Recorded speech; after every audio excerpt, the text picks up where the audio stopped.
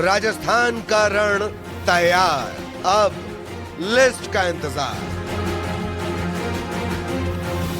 मंथन महामंथन का दौर जारी, कांग्रेस बीजेपी की जीत की तैयारी। जिताऊ कैंडिडेट या एमपी फॉर्मूला, कौन जिताएगा राजस्थान का किला?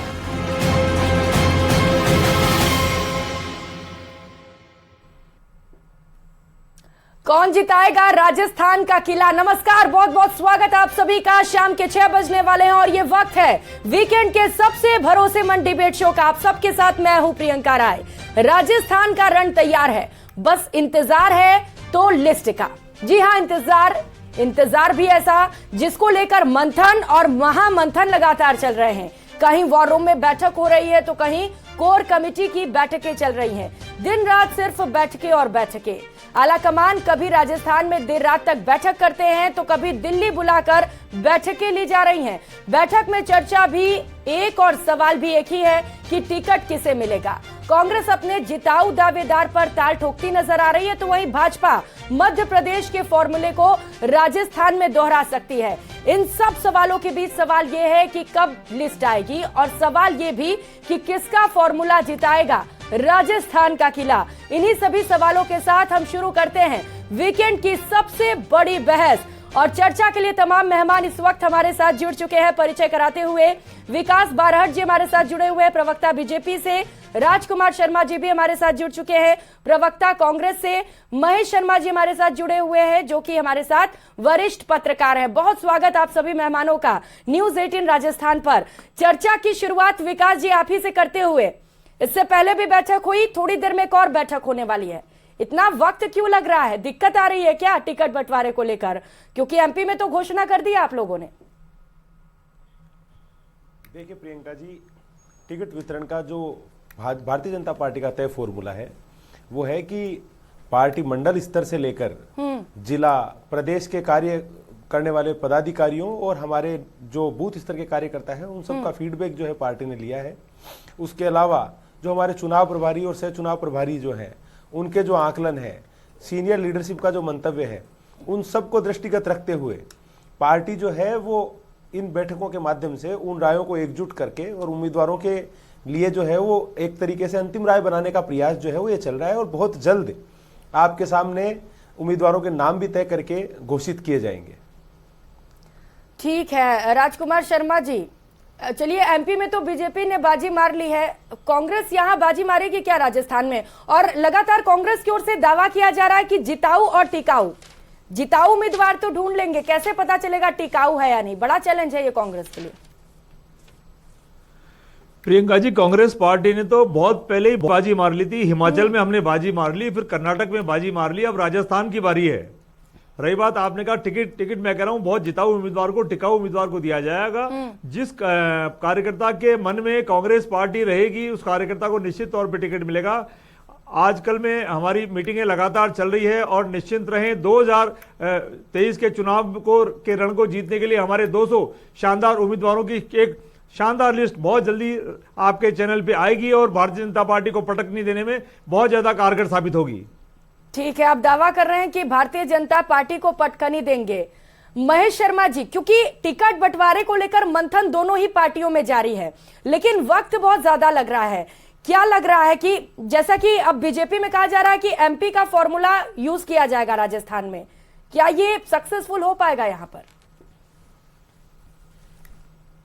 बिल्कुल होने इसमें कोई दो राय नहीं है कि ये सक्सेसफुल हो जाए, क्योंकि कारण ये है कि जो जहां विवादास्पद रहे हैं या जहां पे सीटें कमजोर रही है भाजपा की पिछले चुनाव में, या बराबरी की लड़ाई फाइट वगैरह जहां हुई है, वहां पे हो सकता है कि नए उम्मीदवार के रूप में सांसद या मंत्रियों को लड़ाया जा सकता है। ये चुनाव की स्ट्रेटेजी तय करेगी कि मुद्दे क्या बनते हैं, चेहरे कौन से आते हैं, किस तरह के होते हैं। लेकिन हाँ, ये जरूर है कि जिताऊ होना चाहिए कैंडिडेट और जीत को निश्चित करने कि उसमें क्षमता हो और बेदाग चेहरा हो और साथ ही उसका जनता से कितना जुड़ाव रहा हो। ये सारी चीजों को ध्यान में रखते हुए ये आकलन किया जा रहा है। अब चूंकि अभी चुनाव आयोग की ही 5 तारीख को बैठक होने वाली है, हाँ। उसके बाद में जो अनाउंसमेंट होगा उसके बाद तक मतलब क्या कहते हैं, ये दोनों पार्टियों की पहली पहली सूचियां आ जाएंगी। विकास जी, राजकुमार शर्मा जी कह रहे हैं कि चित कर देंगे आप लोगों को, वापसी नहीं होने देंगे सत्ता में। देखिए, राजकुमार शर्मा जी कांग्रेस के प्रवक्ता हैं, ऐसी बातें अगर ये नहीं करेंगे तो कहीं ना कहीं मानता हूं ये पार्टी से अलग चले जाएंगे। इनको कोई ये पूछे कि गहलोत साहब ने डिजाइन बॉक्स की कंपनी, जो डिजाइन बॉक्स नाम की कंपनी है, पहले तो गहलोत साहब ने करोड़ों रुपए के विज्ञापन किए हैं, अब करोड़ों रुपए राजस्थान की जनता की गाड़ी कमाई में से देकर वो डिजाइन बॉक्स को हायर किया, जिसको लेकर राहुल गांधी जी ने इनको मना किया और राहुल गांधी जी के मना करने के बाद उस कंपनी को हायर किया गया। अब उस कंपनी के संचालक जो है वो इनके प्रदेशाध्यक्ष जी को, रंधावा जी को डपट रहे हैं। उनके डपटने पर प्रदेशाध्यक्ष जी घर बैठ जाते हैं, बीमारी का बहाना बनाते हैं, गहलोत साहब के घर जाते हैं और आनंद फानन में उस कंपनी को हटा के दूसरी कंपनी हायर की जाती है। ये तो इनकी पार्टी की असलियत है। रही बात, मैं एक बात अच्छी मानता हूं कि कम से कम ईवीएम के ऊपर और चुनाव प्रक्रिया पर और चुनाव आयोग पर सवाल उठाने वाले लोग ये तो मानने लगे हैं कि ऐसा कुछ नहीं, हिमाचल की जीत और कर्नाटक की जीत के ऊपर जो है वो राजी होते हैं। इनको कोई पूछे कि हिमाचल में वोटों का अंतर कितना था, कर्नाटक में पिछले आजादी के जितने आजादी के बाद आज तक के हुए चुनाव में सबसे ज्यादा वोट हमने आज तक के भारतीय जनता पार्टी ने वहां प्राप्त किए हैं। दूसरी बात, आप चुनकर तो आओगे, दोगे क्या राजस्थान को? आज आरएस की परीक्षा हुई है राजस्थान में, प्री की।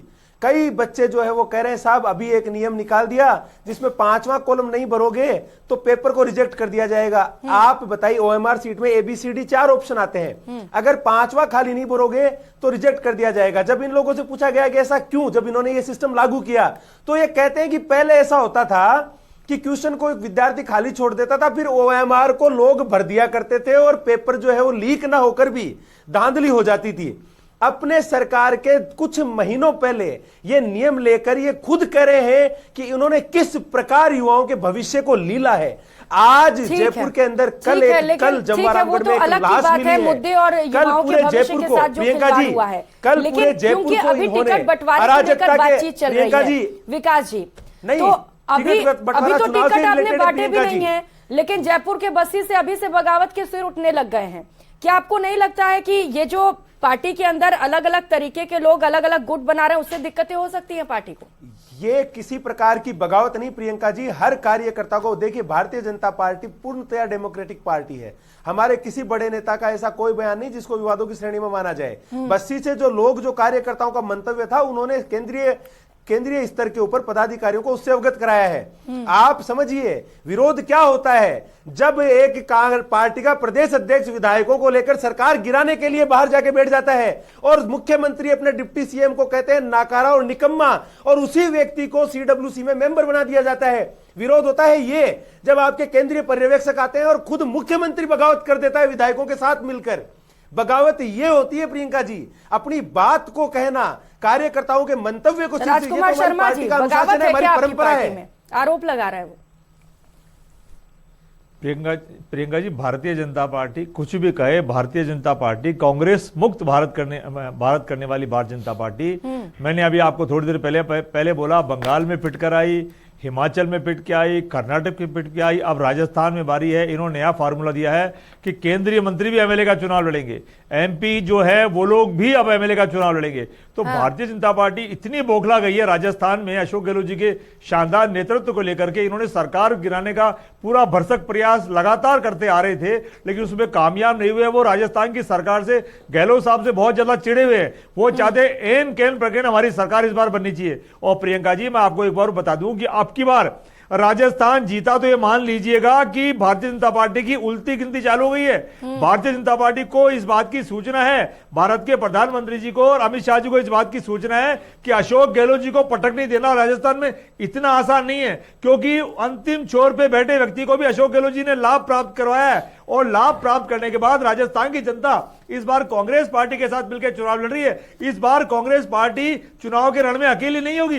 राजस्थान के चुनाव के रण में अब की बार वीरों की धरती में राजस्थान की जनता भी अशोक गहलोत जी के साथ, कांग्रेस पार्टी के साथ खड़ी है। और अंतिम छोर का व्यक्ति बार बार नारे लगा रहा है कि चौथी बार गहलोत सरकार, बार बार नारे लगा रहा है। इस बार रिवाज बदलेंगे, राज नहीं बदलेंगे, और राज बदलेंगे 2024 में। तो भारतीय जनता पार्टी सजग हो गई है, इसलिए बार बार ये कह रहे हैं कि केंद्रीय मंत्रियों को चुनाव लड़ाएंगे, एमपीज को चुनाव लड़ाएंगे। हम तो कहते हैं प्रधान के और सरपंचों को चुनाव लड़े होए तब उनको भी उड़ा देना। और मैं आपके चैनल पे कहना चाहता हूं कि नरेंद्र मोदी जी भी चुनाव लड़ ले, अमित शाह जी भी चुनाव लड़ ले, पूरा भारतीय जनता पार्टी का मंत्रिमंडल राजस्थान से चुनाव लड़ ले। मैं आपके चैनल पे ठोक के दावा कर रहा हूं कि इस बार भारतीय जनता पार्टी को हम बेहतर तरीके से पटक नहीं देंगे। चलिए, बड़े कॉन्फिडेंस में इस बार कांग्रेस नजर आ रही है और दावा यह किया जा रहा है कि जो योजनाएं हम धरातल पर लेकर आए हैं उन्हीं के दम पर जीत हासिल करेंगे। महेश शर्मा जी, कांग्रेस की ओर से दावा किया जा रहा है रिवाज बदलेगा, राज नहीं बदलेगा। और जिस तरीके से तैयारियां लगातार दोनों ही पार्टियों की ओर से की जा रही है, ऐसा लग रहा है कि इस बार का जो मुकाबला होगा बेहद दिलचस्प होने वाला है। हाँ, इसमें कोई दो राय नहीं है। यहाँ तक कि अगर ये देखें बड़े नेताओं के बारे में बातचीत, जो उनका आकलन है, स्वयं राहुल गांधी ने भी यही कहा था कि राजस्थान में मुकाबला बड़ा कड़ा है। हाँ। तो कड़े का मतलब ये है कि कहीं न कहीं मतलब पार्टी संघर्ष की स्थिति में है और भाजपा भी इसे, क्योंकि दोनों का मकसद है कि इन्हें तो अपने कांग्रेस को तो अपनी सीट सत्ता को बरकरार रखनी है। हाँ। और बीजेपी को सत्ता में आना है, तो दोनों तरफ से ताकत लगेगी। अब ये सवाल ये है कि आम जनता के मतलब क्या कहते हैं दिल तक ये कैसे कौन पहुंचता है, कौन अपनी मतलब क्या कहते हैं छवि बनाता है। तो जब तक अच्छे चेहरे और स्थानीय मुद्दे प्रभावी नहीं होंगे और जो जीताऊ जो और टिकाऊ जो लोग बाग हैं, हाँ, वो नहीं होंगे, तब तक मतलब क्या कहते हैं इस रण को जीतना मुश्किल है। क्योंकि इतनी घोषणाएं हो चुकी हैं। इलाका है महेश जी जहां पर जाट वोटर सबसे ज्यादा हैं और जाट वोटर्स का हम देखते भी है कि इम्पैक्ट काफी ज्यादा चुनाव में नजर आता है। तो ऐसे में बीजेपी के लिए वहां पर भी कैंडिडेट्स खड़े करना और उन्हें जिताना मुश्किल होगा। नहीं, मैं यही कह रहा हूं कि जाट, हाँ, क्योंकि ये तो मान के चलिएगा कि आप कितने ही योग्य हो, कितने क्या है, मिलता वही मतलब कहते हैं टिकट उसी संप्रदाय विशेष के लोगों को मिलता है जिनका वहां पे बहुलता ज्यादा होती है और उसमें से भी मतलब क्या कहते हैं छांटना बहुत जरूरी होता है। अब जाट राजपूत हो या मतलब क्या है कि जाटों में जब से नाथूराम मिर्धा या परशुराम मदेरणा नहीं रहे, उसके बाद से एक तरह से एक संघर्ष रहा है दोनों पार्टियों में कि कैसे से जाट नेता को पकड़ा जाए जिसका व्यक्तित्व ऐसा बना हो। इन चीजों को भी ध्यान रखा जा रहा है, क्योंकि आप ये देखिए उपराष्ट्रपति जो है वो स्वयं भी मतलब उसी वर्ग से आते हैं। तो ये निश्चित रूप से ये जो जाति है ये वास्तव में राजनीतिक रूप से राजस्थान की राजनीति में बहुत बड़ा प्ले करती है। हाँ। चाहे किसी की भी पार्टी के हार हो या जीत हो, उसको तय करती है। अब आदिवासी क्षेत्र भी काफी मतलब क्या कहते हैं अपनी इम्पोर्टेंस इसलिए रखता है कि पिछले कुछ सालों से वहां पे एक तीसरी पार्टी बीपीटी भी एक तेजी के साथ उभर रही है। हाँ। तो ऐसी सूरत में उसे दोनों पार्टियों को खतरा है, जो बीजेपी हो चाहे कांग्रेस, दोनों को ही खतरा है इस बात का है कि कहीं ऐसा नहीं हो बीपीटी का, जो अभी पिछले चुनाव में आपने देखा होगा 2 सीटें बीपीटी को मिली है। अब वो भी अपना मतलब और अन्य सीटों पे, इस आदिवासी सीटों के अंदर वो नंबर 2 पे रही है, हार गई हो लेकिन दूसरे नंबर पे आई है। ऐसी स्थिति में बीजेपी और कांग्रेस दोनों के लिए एक संघर्ष की स्थिति बनती है। अब देखना यह है कि मुद्दे क्या बनते हैं, किस रूप से स्ट्रेटेजी तय होती है, रणनीति कौन से, चेहरे कौन से होते हैं और पार्टी किस प्रत्याशी को मैदान में उतारती है। बिल्कुल, बड़ा दिलचस्प होगा देखना कि पार्टी किस प्रत्याशी पर दाव लगाती है, क्योंकि वो प्रत्याशी ही तय करेगा कि आगामी चुनाव में पार्टी की दशा और दिशा क्या होगी, पार्टी को जीत मिलेगी या नहीं। विकास बारहट जी, आप सवाल पूछ रहे थे राजकुमार शर्मा जी से कि मुद्दे कौन से होंगे, आप पहले बताइए कि कौन से मुद्दे होंगे और जो क्षेत्र जहां पर कांग्रेस का गढ़ माना जाता है, कांग्रेस के किले को कैसे ढहाएंगे आप, इसे लेकर कुछ खास फॉर्मूला है क्या बीजेपी के पास? प्रियंका जी, मैं कुछ बातों का जवाब दे देता हूं, आपकी बात का भी जवाब दूंगा। जी बोलिए। इन्होंने कहा कि मोदी जी जो है, अमित शाह जी जो है वो गहलोत साहब से डरे हुए हैं। मोदी जी की अभी जयपुर में रैली हुई जिसमें लाखों का हुजूम उमड़ा, गहलोत साहब बौखला गए, मानसिक संतुलन खो बैठे और गलती से स्वीकार कर लिया कि मैं तो हार रहा हूं, बस जो ये योजनाएं मैंने चला दी है किसी प्रकार से इनको चालू। ये कब स्वीकार कर लिया? दूसरी, उन्होंने कहा कि मोदी जी अगर आते हैं तो मेरी योजनाएं चालू रख लें, ये गारंटी दें। तो ये एक तरीके की स्वीकारोक्ति है प्रियंका जी, आप भी समझदार हैं। भाई ये तो एक तरीके की स्वीकारोक्ति है ना, जो जिसको भय नहीं है हार का वो किस लिए ऐसी बात करेगा। इनके शहजादे कह ही चुके हैं कि राजस्थान में गवर्नमेंट होने के बाद भी फाइट है। दूसरी बात, अभी आपने नाम ले दिया जाट समाज का। जाट समाज के इस राजस्थान की धरती के लाडले किसान के पुत्र को भारतीय जनता पार्टी उपराष्ट्रपति बनाती है, और उन उपराष्ट्रपति जी के अपने परिवार में, अपने घर में जो सामाजिक कार्यक्रम, धार्मिक कार्यक्रम, जो ऐसे कार्यक्रमों में उनके यहां पर आने पर गहलोत साहब तो केंद्रीय चेहरों के दम पर ही राजस्थान का चुनाव लड़ेंगे या कुछ स्थानीय चेहरे भी सामने आएंगे? विकास जी, मेरी बात पूरी होने दीजिए। जी। एक तरफ तो ये जाट समाज के उपराष्ट्रपति जो है उन पर आप उंगली उठाते हैं। हाँ। दूसरी बात मैं बताता हूं, गहलोत साहब के एक कार्यकाल में अध्यक्ष रहे चंद्रबान जी जाट समाज के, चुनाव हारे, आज कहां है कोई पता नहीं। डूडी जी, रामेश्वर डूडी जी अध्यक्ष रहे, चुनाव हारे। आरसी का चुनाव लड़ने का उन्होंने प्रयास किया तो गहलोत साहब ने अपने राजकुमार को चुनाव लड़वाया। और आज है डोटासरा जी।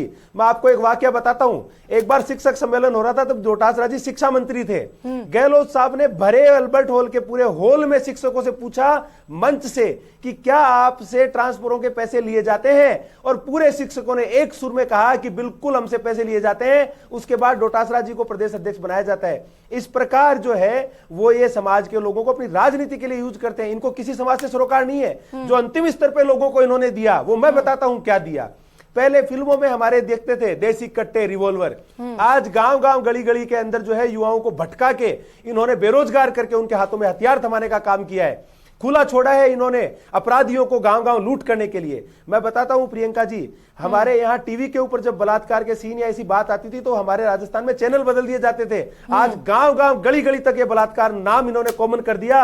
अपराधियों को इस प्रकार का बेखौफ इन्होंने कर दिया कि आप देखिए, कल एक जली लाश मिली है, परसों कुएं में एक बेटी को पटक के चले गए, आज एक स्कूल की 12 साल की बच्ची का बलात्कार हो जाता है सरकारी विद्यालय के अंदर। ये राजस्थान की दुर्दशा इन्होंने किया है, और ये पाप इन्होंने राजस्थान के गांव गांव ढाणी ढाणी अंतिम व्यक्ति तक दर्द जवाब ले लेते हैं राजकुमार शर्मा जी से। राजकुमार शर्मा जी, एक एक कर कई आरोप लग रहे हैं। एक लंबी फहरिस्त है बीजेपी के पास, जहां पर महिला अत्याचार से लेकर युवाओं को भटकाने, बेरोजगार करने, और इसके साथ साथ पेपर लीक तो एक बड़ा मुद्दा है ही, भ्रष्टाचार के साथ साथ कई और बड़े मुद्दे हैं। और वो कह रहे हैं कि मुख्यमंत्री अशोक गहलोत ने खुद ही हार स्वीकार कर लिया पीएम मोदी के दौरे के बाद। प्रियंका जी 1 मिनट और लूंगा मैं, अभी 1 मिनट और लूंगा। ठीक है, बोलिए। अभी मेरे मित्र ये दावा कर रहे थे कि कांग्रेस आएगी, मैं दावा करता हूं ये हम जो है वो बीजेपी की उल्टी गिनती शुरू हो जाएगी। मैं इनसे पूछता हूं कि अगर कांग्रेस नहीं आई तो क्या दावा करोगे?